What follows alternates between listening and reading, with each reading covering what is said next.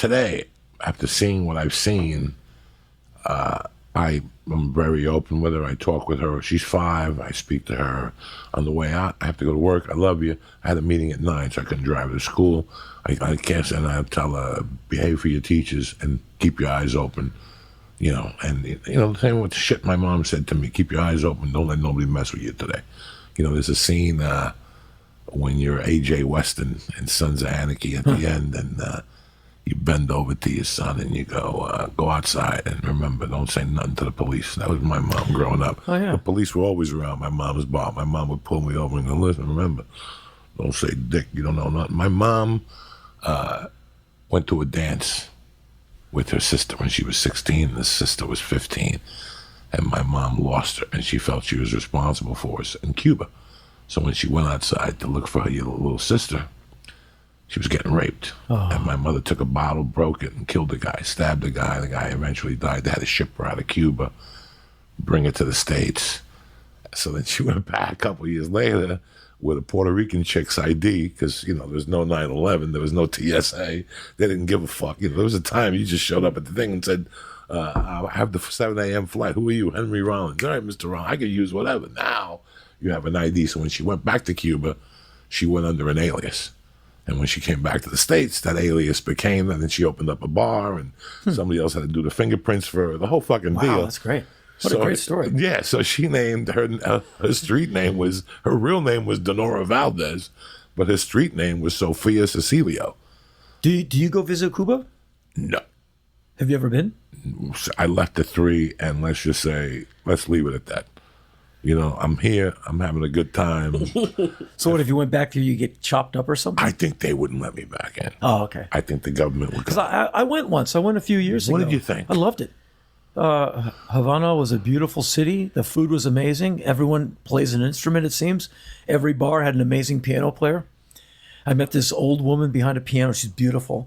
And she had a big bowl on her piano for money, tips and whatever, and a stack of her CDs. I said, I'll buy one of those. And I bought CDs from the local players. So they all have like a CDR of their music. I'm like, I'll buy all of it. Because it's like, $8. And you help, it helps the local music scene.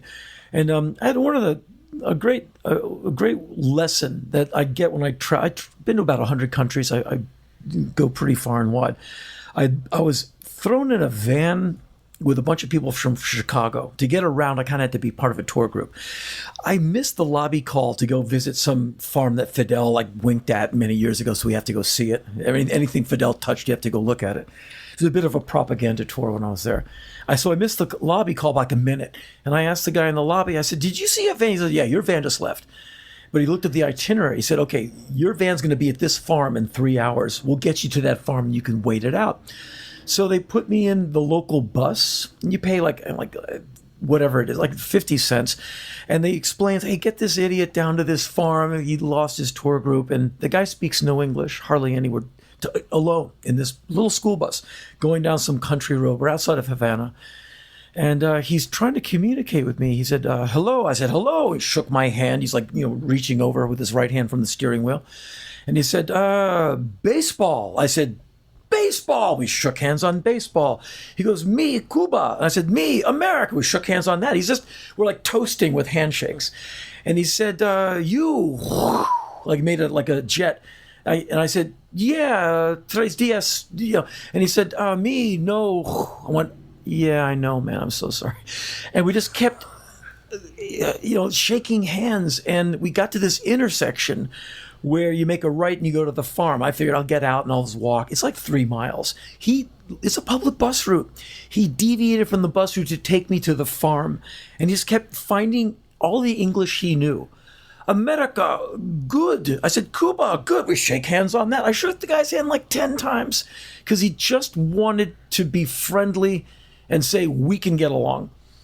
And so when someone wants to demonize a country or says something about Cuba, I said, man, you need to shut up, because if you went, you'd really like it. And I had this great moment with this guy, just the two of us on this bus.